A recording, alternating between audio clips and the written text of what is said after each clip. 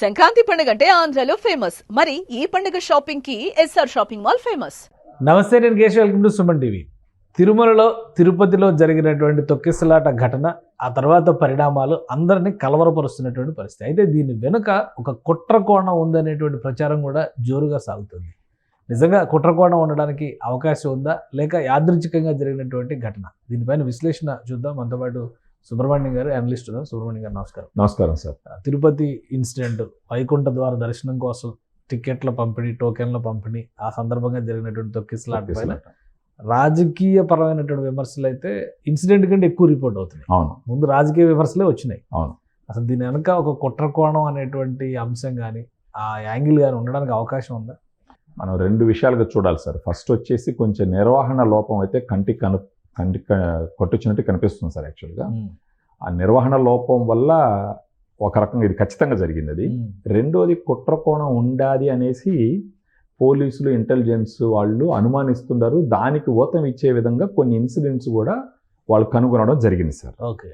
మామూలుగా గురువారం ఉదయం 5 గంటల నుంచి 9 ప్రదేశాల్లో 94 కౌంటర్లో టికెట్లు ఇస్తామని చెప్పేసి టీడీపీ ఆల్రెడీ అనౌన్స్ చేసిందన్నది విషయం. అదే 3-4 రోజుల నుంచి ప్రచారం జరుగుతున్నది. మరి టీటీడీ వాళ్ళు బుధవారం ఉదయం 5 గంటల నుంచి ఇస్తానన్నప్పుడు బుధవారం సాయంకాలమే క్యూల్లోకి వచ్చి గురువారం ఉదయం 5 గంటలకు ఇస్తానన్నప్పుడు బుధవారం సాయంకాలమే క్యూల్లో వచ్చి నిలబడాల్సిన అవసరం, బుధవారం సాయంకాలమే పరిగెత్తాల్సినటువంటి అవసరం 3 కోణంలో చూడొచ్చు సార్ దీన్ని. ఒకటి వచ్చేసి నిర్వహణ లోపం, ఒకటి కంటికి కనపడుతుంది. రెండవది వచ్చేసి కుట్రకోణం ఉండేదానికి అవకాశాలు ఉన్నాయి. మూడోది భక్తులు కూడా, ఇప్పుడు మనం చూస్తున్నాం రీసెంట్గా పుష్ప 2 తొక్కిసలాట్లో కూడా ఇలాంటి ప్రమాదం ఒకటి జరిగింది. ప్రపంచం అంతా కూడా అందరూ చూసినారు. దాన్ని చూసిన తర్వాత కూడా కొంచెం కూడా విచక్షణ వాడకుండా అందులో స్త్రీలు, పిల్లలు అక్కడ ఉన్న పరిస్థితులకు తగ్గట్టు ప్రవర్తించుకుంటా చూస్తున్నప్పుడు జనం మీద పడిపోతుంటే పరిస్థితులను బట్టి కరెక్ట్ సార్. జనాలు ఎక్కువ మంది ఉన్నారని తెలిసినప్పుడు ఆడవాళ్ళు, పిల్లలు ఒక అడుగు దూరంగా ఉండాలి. మగవాళ్ళు వదిలేసి వీళ్ళు కొంచెం దూరంగా ఉండాల్సింది, కొంచెం ఆలోచించాల్సినటువంటిది. కానీ కుట్రకోణం గురించి మాట్లాడాల్సి వస్తే అక్కడ మనకు తెలుస్తున్న విషయం ఏంటంటే, బేస్తవారం ఉదయం ఇస్తానన్నప్పుడు బుధవారం సాయంకాలమే టికెట్లు ఇస్తున్నారని ఒక 15 మంది యువకులు ప్రచారం చేసినారు అన్నట్టు ఒక అనుమానం.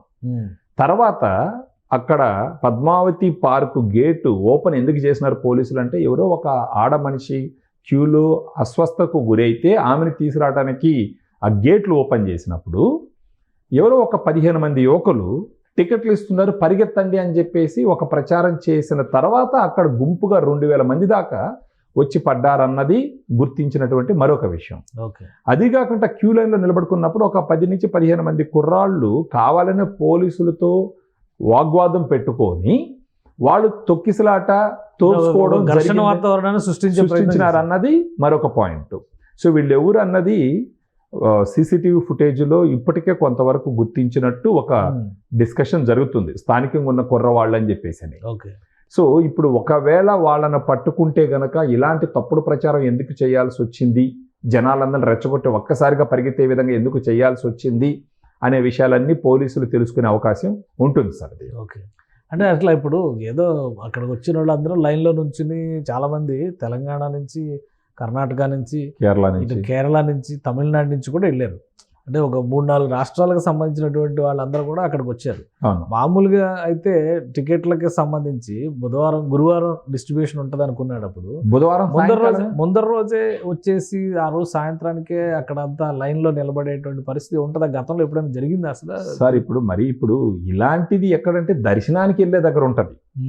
దేవుడి దగ్గరికి వెళ్ళిన తర్వాత అక్కడ మనము ఆ కంపార్ట్మెంట్లో పోయిన తర్వాత మనం చూస్తాం.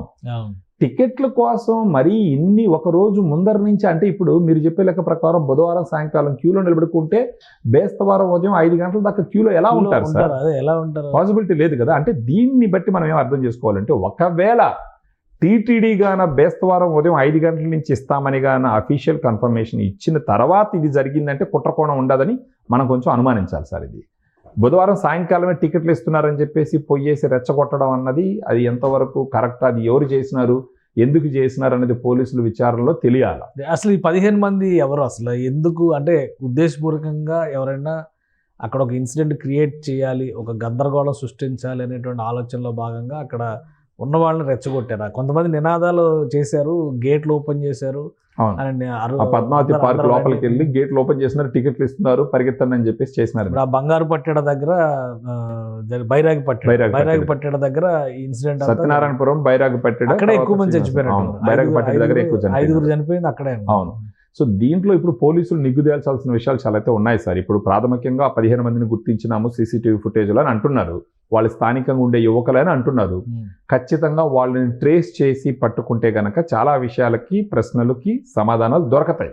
అంటే అట్లా ఎవరైనా రెచ్చగొట్టి చేయించడానికి అవకాశాలు ఉండొచ్చు సార్. ఎందుకంటే అంటే చెప్పలేము పూర్తిగా, మనం అవకాశాలు ఉన్నాయని చెప్పలేము, లేవని చెప్పలేము. కారణం ఏంటంటే తిరుమల తిరుపతి వెంకటేశ్వర స్వామి మీద గత కొంతకాలంగా ఒక రకమైన ప్రచారం జరుగుతూ ఉంది. అంతకు ముందర పులులు వచ్చేసి ఎప్పుడూ కాలినడకన వెళ్ళేటటువంటి భక్తుల మీద పులులు అటాక్ చేసిన సందర్భాలు ఎప్పుడూ లేవు. అలాంటివి గత కొంతకాలంగా జరిగినాయి. సో అది ఒకసారి మళ్ళీ తిరుపతి లడ్డు అపవిత్రం అయిందన్నది ఒక డిస్కషను జరిగింది. దానికి ఏదో ఒకటి జరుగుతుంది. సో మీరు ఇన్సిడెంట్స్ అన్నీ కానీ కొంచెం గమనిస్తే ఒక ప్రాపర్గా ఏంటంటే ఒక ప్లాన్డ్గా తిరుమల తిరుపతి వెంకటేశ్వర స్వామి యొక్క ప్రతిష్టని దెబ్బతీసే విధంగా ఒక వర్గానికి సంబంధించిన వాళ్ళు లేదా ఒక గ్రూప్కి సంబంధించిన వాళ్ళు ఏదో చేస్తున్నారన్న ఒక అనుమానాలు అయితే ఉన్నాయి యాక్చువల్గా. అది కొద్ది రోజులుగా ఇంటూ వస్తున్నాం. ఇప్పుడు దీంట్లో కానీ ఈ 15 మందిని పట్టుకొని గాన విచారణ చేస్తే కొంచెం క్లారిటీ వచ్చేదానికి అవకాశాలు ఉన్నాయి. ఇప్పుడు ప్రభుత్వం వైపు నుంచి కూడా 25 లక్షల సాయం పరిహారం ప్రకటించారు చనిపోయిన వారి కుటుంబాలకు సంబంధించి. అలానే వాళ్ళని గాయపడిన వాళ్ళకి సంబంధించి ట్రీట్మెంట్ విషయంలో జరుగుతుంది. కలెక్టర్ గారు వెంకటేశ్వర్ గారు చెప్పినారు, వాళ్ళందరూ బాగానే ఉండరు అంటే కోలుకుంటున్నారని చెప్పడం జరిగింది. ఆయన చెప్పడం కూడా ఏంటంటే 2000 మంది ఒకేసారి వచ్చి ఆ గేట్ మీద పడడం ద్వారా అలా జరిగిందనేసి. ఇప్పుడు దీంట్లో వీళ్ళు ఖచ్చితంగా పోలీసులు చేయాల్సిన విచారణ ఏంటంటే ఆడ టికెట్లు ఇస్తున్నారు పరిగెత్తండి అనేసి ఎవరు ప్రచారం చేస్తున్నారో కనిపెట్టగలగాలి. ఆల్రెడీ ఫస్ట్ మినిట్ ఇన్సిడెంట్ జరిగిన తర్వాత కూడా వెనక నుంచి కొంతమంది తోస్తున్నారు కూడా వెళ్ళారు, దాని వల్లనే పడిపోయాం. భక్తులు కూడా అది వాళ్ళ తప్పని మేము చెప్పలేము, పోలీసులు తప్పని మేము చెప్పలేము, వచ్చిన వాళ్ళు ఇలా పడ్డారు అని చాలా మీడియాతో కూడా మాట్లాడారు. సో ఈ 15 మందిని గుర్తించడం అనేది కష్టమైనటువంటి అంశమా? ఎవరైనా ఒకరు దొరికినా మిగతా వాళ్ళు దొరికేదానికి ఆస్కారం ఉంటుంది సార్. ఒకవేళ లోకల్ క్యాండిడేట్లు అంటే ఇప్పుడు ఆ సీసీటీవీ ట్రాకింగ్ చేసినారనుకోండి, ఒకవేళ పట్టుకోగలిగితే గనక ఖచ్చితంగా చాలా వరకు ప్రశ్నలకు అన్నిటికీ సమాధానం దొరికే అవకాశం ఉంది. సో దీంట్లో కుట్రకోణం లేదు అని చెప్పలేము, ఎందుకంటే ఇంతకు ముందు ఎప్పుడు ఇలా జరగలేదు మనకు తిరుపతి. ఇంకోటి అందరూ ఇంటర్లింక్ చేస్తుంది ఏంటంటే 2 లక్షల కోట్ల పెట్టుబడులతో ప్రధానమంత్రి టూర్ జరుగుతుంటే సడన్ గా ఈ ఇన్సిడెంట్ జరగడం, మొత్తం అంత మీడియా అటెన్షన్, ప్రజల అటెన్షన్ అంతా అది పోయింది. ఇది డిస్కషన్ లోకి వచ్చింది. సో దీని మీద అనుమానాలు వ్యక్తం ఖచ్చితంగా ఉంటాయి సార్. ఇప్పుడు ఎందుకంటే ఒక మంచి జరుగుతున్నప్పుడు అది గిట్టని వాళ్ళకు కొంతమంది ఇలాంటి ప్లాన్ వేసే అవకాశాలు కూడా ఉన్నాయి యాక్చువల్గా. కానీ ఈ బాధ్యత మొత్తం పూర్తిగా ఇప్పుడు పోలీసుల మీద సమగ్రమైన విచారణ చేయాలి. చాలా డీటెయిల్డ్గా అవసరమైతే హయ్యర్ లెవెల్ అఫీషియల్స్ని వేసి అసలు వాస్తవంగా అక్కడ ఏం జరిగింది అన్నది చెయ్యాలి సార్. దీనితో పాటు ఇంకొక 2 విషయాలు కూడా భక్తులు కూడా గుర్తించాల్సింది ఏంటంటే, కొంచెం విచక్షణ వాడి ఆడవాళ్ళు, పిల్లలు ఈ క్యూ లైన్లో అది కూడా ఒకేసారి ఒక 2000 మంది పరిగిస్తున్నారంటే వీళ్ళు కొంచెం ఆలోచించి ఒకరోజు దూరంగా జరగాల. రేపు దర్శనం కాకపోతే ఎల్లుండి అవుతుంది, ఏమవుతుంది సార్? ఇప్పుడు రేపు ఇక్కడ వైకుంఠ ఏకాదశి సెంటిమెంట్ పెట్టారు కదా ఉంటుంది, బట్ ప్రాణం మీద తెచ్చుకునే విధంగా వైకుంఠ ఏకాదశి అలాంటి ఉత్తర ద్వార దర్శనము ఇవన్నీ సెంటిమెంట్స్ ఉన్నాయి కదా. ఉంటాయి సార్, కాదని లేదు. అట్టని చెప్పేసి ప్రాణాల మీద తెచ్చుకోకూడదు కదా. మనం చెదురుమదురు సంఘటనలు చూస్తూ ఉన్నాం. ఒక సినిమా థియేటర్ దగ్గర జరిగిన సంఘటనే మనం చూస్తున్నాం. అలాంటి సందర్భంలో ఇలాంటి ఒక గొప్ప పుణ్యక్షేత్రంలో ఎంతో మంది వచ్చేదానికి అవకాశం ఉంటుంది. ఇప్పుడు అక్కడ కూర్చున్న ఆడవాళ్ళు పార్కులో ఎంతమంది ఉన్నారో వాళ్ళ క్లారిటీ ఉంటుంది.